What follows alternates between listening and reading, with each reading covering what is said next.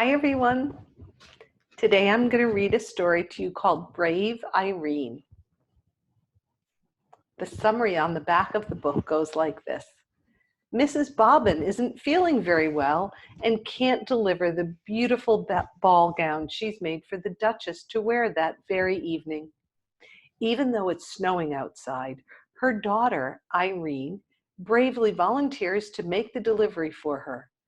After all, Irene loves the snow. But it turns out this isn't just snow. It's a dangerous blizzard with wicked winds threatening to knock her down and steal her precious package. But brave Irene remains steadfast in her determination to make it to the palace on time, no matter what. Let's see what happens. Brave Irene. Mrs. Bobbin, the dressmaker, was tired and had a bad headache, but she still managed to sew the last stitches in the gown she was making. "It's the most beautiful dress in the whole world," said her daughter, Irene. "The Duchess will love it." "It is nice," her mother admitted, "but Dumpling, it's for tonight's ball, and I don't have the strength to bring it. I feel sick." "Poor Mama," said Irene. "I can get it there." "No, Cupcake, I can't let you," said Mrs. Bobbin. "Such a huge package, and it's such a long way to the palace.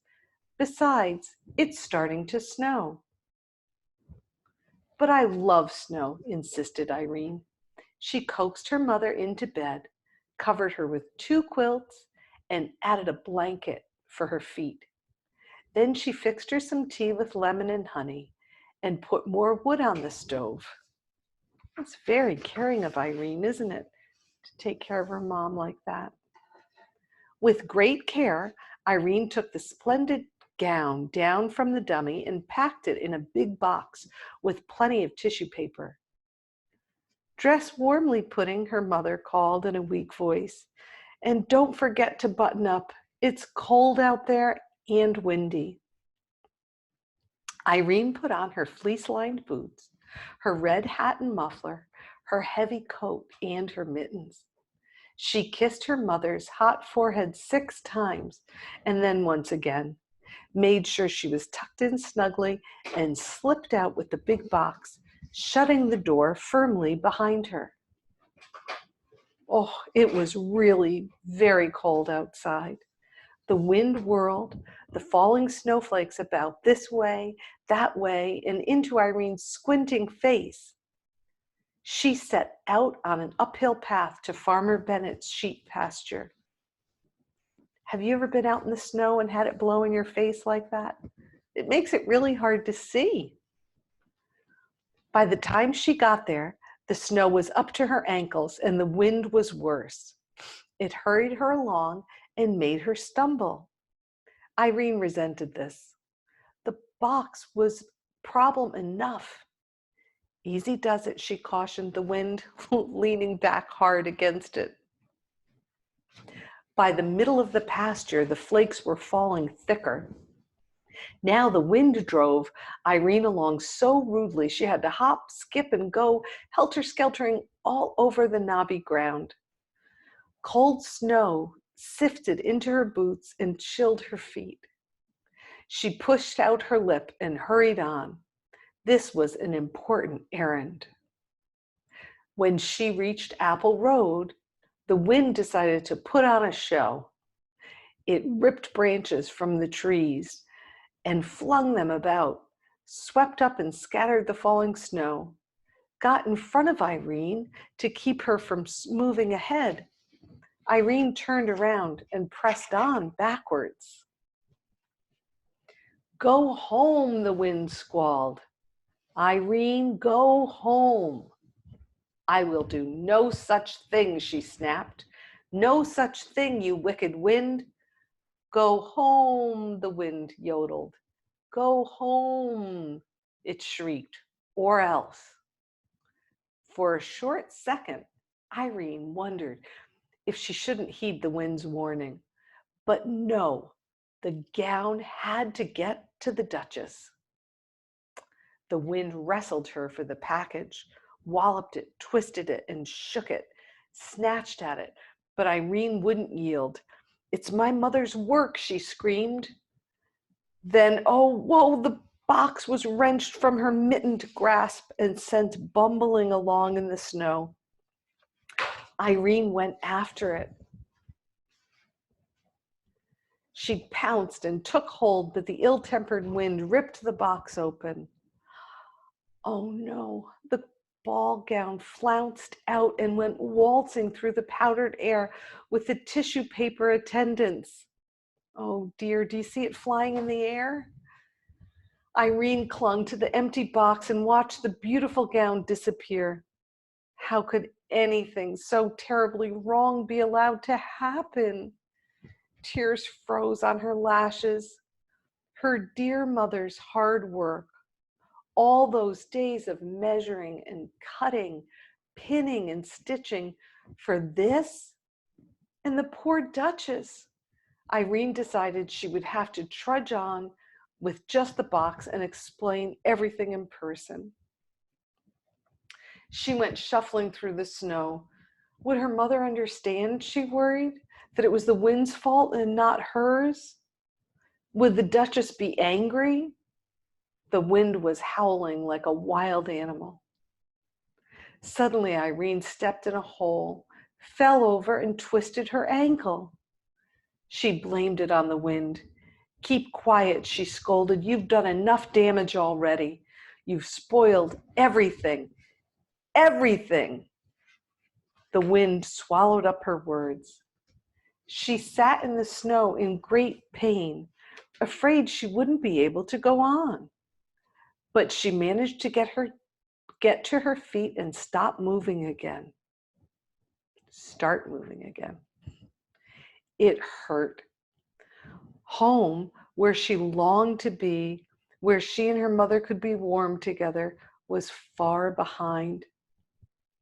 It's got to be closer to the palace, she thought. But where any place was in all of this snow, she just couldn't be sure. She plowed on, dragging furrows with her sore foot. The short winter day was almost done. Am I still going the right way, she wondered. There was no one around to advise her. Whoever else was in the snow-covered world was far, far away and safe indoors. Even the animals in their burrows. She went on plodding. Soon night took over. She knew in the dark that the muffled snow was still falling. She could feel it. She was cold and alone in the middle of nowhere. Irene was lost. She had to keep moving. She was hoping she'd come to a house, any house at all, and be taken in. She badly needed to be in someone's arms.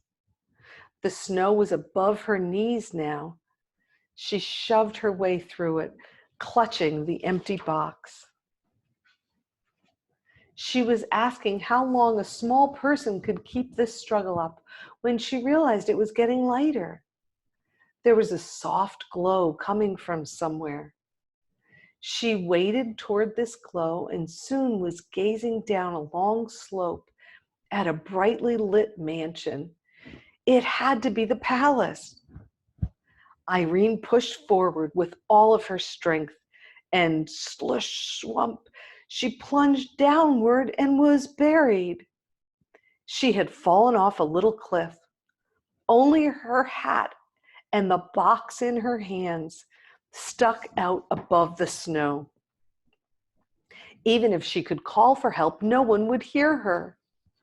Her body shook and her teeth chattered. Why not freeze to death, she thought, and let all these troubles end? Why not? She was already buried in the snow. And never see her mother's face again? Her good mother who smelled like fresh-baked bread? In an explosion of fury, she flung her body about to free herself and was finally able to climb up on her knees and look around. how to get to that glittering palace. As soon as she raised the question, she had the answer. She laid the box down and climbed aboard, but it pressed into the snow and stuck. She tried again, and this time, instead of climbing on, she leapt. The box shot forward like a sled. The wind raced after Irene, but couldn't keep up.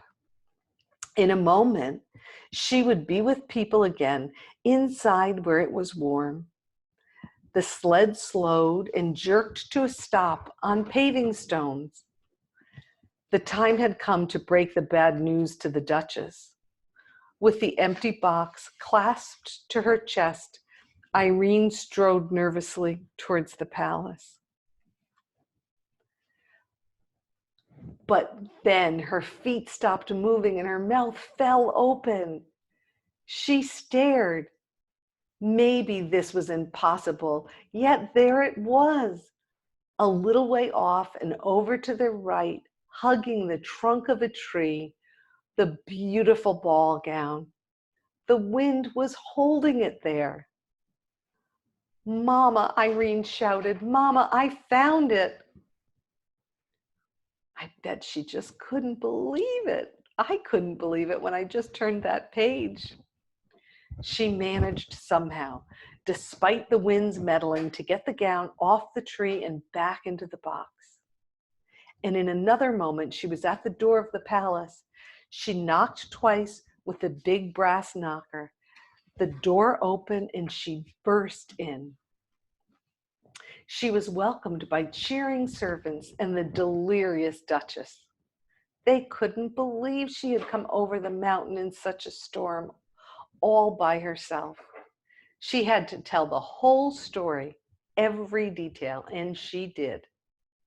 Then she asked to be taken right back to her sick mother. But it was out of the question, they said. The road that ran around the mountain wouldn't be cleared until morning. "Don't fret, child," said the Duchess. "Your mother is surely sleeping now. We'll get you there first thing tomorrow." Irene was given a good dinner as she sat by the fire, the moisture steaming off of her clothes. The Duchess, meanwhile, got into her freshly ironed gown before the guests began arriving in their sleighs. What a wonderful ball it was. The Duchess in her new gown was like a bright star in the sky. Irene, in her ordinary dress, was radiant. She was swept up into dances by handsome aristocrats who kept her feet off the floor to spare her ankle. Her mother would enjoy hearing all about it. Early the next morning, when the snow had long since ceased falling, Mrs. Bobbin woke up from a good night's sleep, feeling much improved. She hurried about and got a fire going in the cold stove. Then she went to look in on Irene. But Irene's bed was empty. She ran to the window and gazed at the white landscape. No one out there. Snow powder fell from the branch of a tree.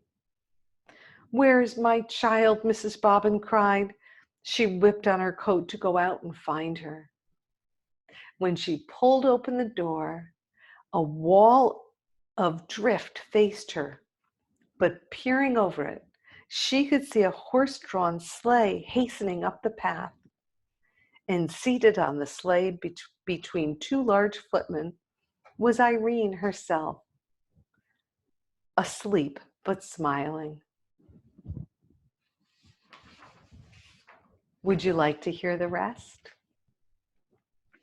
Well, there was a bearded doctor in the back of the sleigh, and the Duchess had sent Irene's mother a ginger cake with white icing, some oranges and a pineapple, and spice candy of many flavors, along with a note saying how much she cherished her gown and what a brave and loving person Irene was. Which, of course, Mrs. Bobbin knew better than the Duchess. The end. Wow, Irene really was brave, wasn't she, to go out in that storm. I was so happy the story ended up with her finding the gown and getting it delivered. Made everybody so happy. What a great story. I hope you enjoyed it too. I'll be back to read to you again soon. Have a great day.